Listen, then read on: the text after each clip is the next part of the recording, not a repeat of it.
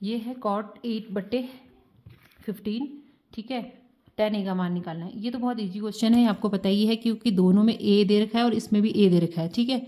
तो हमें कुछ नहीं करना है इसमें। cot a = 8/15 दे रखा है और tan a का मान निकालना है। तो आपको पता है कि ये एक दूसरे के अपोजिट होते हैं, ठीक है। तो नीचे cot a आ जाएगा, कुछ नहीं है, बस 8/15 है, तो ये कितना हो जाएगा, 15/8 हो जाएगा। किसका मान, tan a का मान 15/8 हो गया, ठीक है।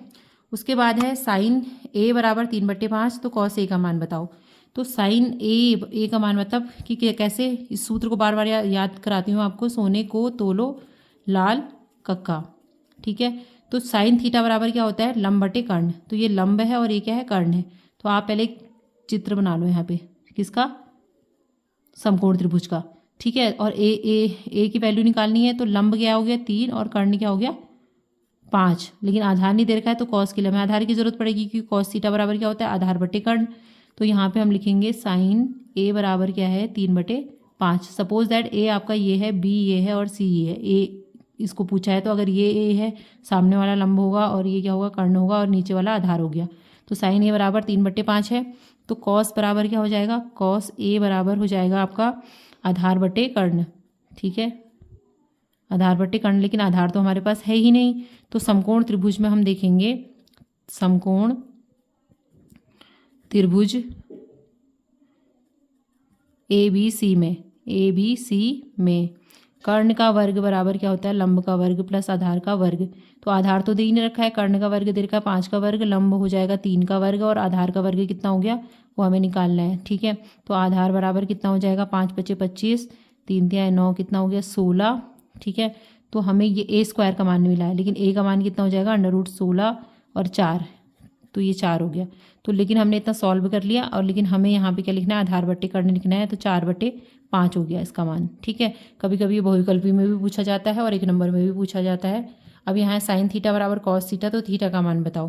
तो यहाँ पे हम ये बराबर में दे रखे हैं, तो इसको इस तरीके से लिखने का एक तरीका होता है कि साइन थीटा अगर ऐसे है, और यहाँ पे अगर हम इसकी 1 से गुणा कर दें तो कोई फ़र्क नहीं पड़ेगा यहाँ पे, ठीक है। 1 से उसको गुणा करेंगे तो इतना ही आएगा, तो 1 यहाँ पर अपना आप रहेगा। हम sine theta upon cos theta नीचे ले आएंगे, कॉस थीटा नीचे ले आएंगे, और यहाँ 1। अब 1 किसकी वैल्यू होती है, अब हम यहाँ पहले इसको सॉल्व कर लेते हैं। साइन अपॉन कॉस बराबर कितना होता है, tan थीटा। 1 किसकी वैल्यू होती है, tan 45 की। तो थीटा बराबर कितना हो जाएगा, 45 डिग्री। तो ये आपका आ गया 45 डिग्री। तो थीटा का मान कितना है, 45। तो इस तरीके से हम 1-1 नंबर के सवाल सॉल्व करेंगे। अब है cos √3/2, तो cos 2 थीटा का मान बताओ। तो यहाँ पे cos 2 थीटा लिखा हुआ है, तो हम क्या करेंगे, पहले हमें थीटा की वैल्यू निकालनी पड़ेगी कि थीटा कितना है। तो cos थीटा बराबर √3/2, cos में किसका मान होता है, cos 30 का मान होता है, ठीक है। तो थीटा बराबर कितना आ गया, 30 आ गया। तो cos 2 थीटा कितना हो जाएगा, cos 2 थीटा बराबर, जहाँ पे थीटा की वैल्यू है आप वहाँ पे रख दो 30 डिग्री, तो ये हो जाएगा cos 60 डिग्री, यानी कि ये हो जाएगा 1/2। अब इसमें cos p का मान बताना है। cos p का मान आपको पता है कि cos थीटा, सिर्फ थीटा बराबर कितना होता है, आधार बटे कर्ण। अभी आपको बताया था मैंने, आधार बटे कर्ण होता है।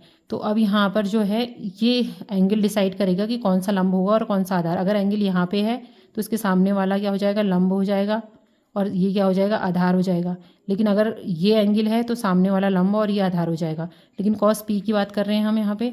cos p बराबर इसका जो आधार है ये हो जाएगा 12, और लंब क्या हो जाएगा QR। लेकिन QR अगर यहाँ दे रखा है आपको तो लिखिए, लेकिन नहीं दे रखा तो हम समकोण त्रिभुज में पाइथागोरस प्रमेय लगाएंगे। समकोण त्रिभुज में क्या हो जाएगा, समकोण त्रिभुज किस में, PQR में, ठीक है। PQR में हमने लगाया, तो PR का वर्ग बराबर क्या आ गया, PQ का वर्ग और QR का वर्ग, वही हो गया कर्ण का वर्ग बराबर लंब का वर्ग प्लस आधार का वर्ग। PR कितना दे रखा है, 13 का वर्ग, PQ कितना दे रखा है, 12 का वर्ग, QR हमें चाहिए, ठीक है, आधार का वर्ग। तो 13 का 13 से हम गुणा करते हैं 169 आता है, बराबर 144, और ये QR का वर्ग। तो 144 इससे घटा देंगे तो QR का वर्ग आ जाएगा। तो 144 इससे घटाया तो कितना आया, 25 आया। तो यहाँ पे कितना आ जाएगा, QR का वर्ग। तो QR बराबर कितना आ गया, √25, यानी कि 5 आ गया, ठीक है। तो ये कितना आ गया, 5 आ गया। तो सीधे सीधे आप क्या लिख देंगे, 12/5। तो इस तरीके से हमें सॉल्व करना पड़ेगा। अब sec थीटा बराबर 3 है तो tan थीटा का मान बताइए। तो इसमें आपको त्रिकोणमितीय सर्वसमीका याद करनी है। tan स्क्वायर थीटा बराबर क्या होता है, sec स्क्वायर थीटा। तो sec स्क्वायर थीटा अगर हमें tan स्क्वायर चाहिए तो tan स्क्वायर थीटा यही लिखेंगे, sec स्क्वायर थीटा माइनस 3, नहीं सॉरी 1। तो sec थीटा का मान कितना है, 3 है। तो 3 का वर्ग हो जाएगा 1, 3 का वर्ग कितना होता है, 6 नहीं होगा, 3 तिहाई 9 होगा, तो ये कितना हो जाएगा 8। तो tan square theta, tan theta बराबर हो जाएगा √8। इसका मतलब हो गया 2√2।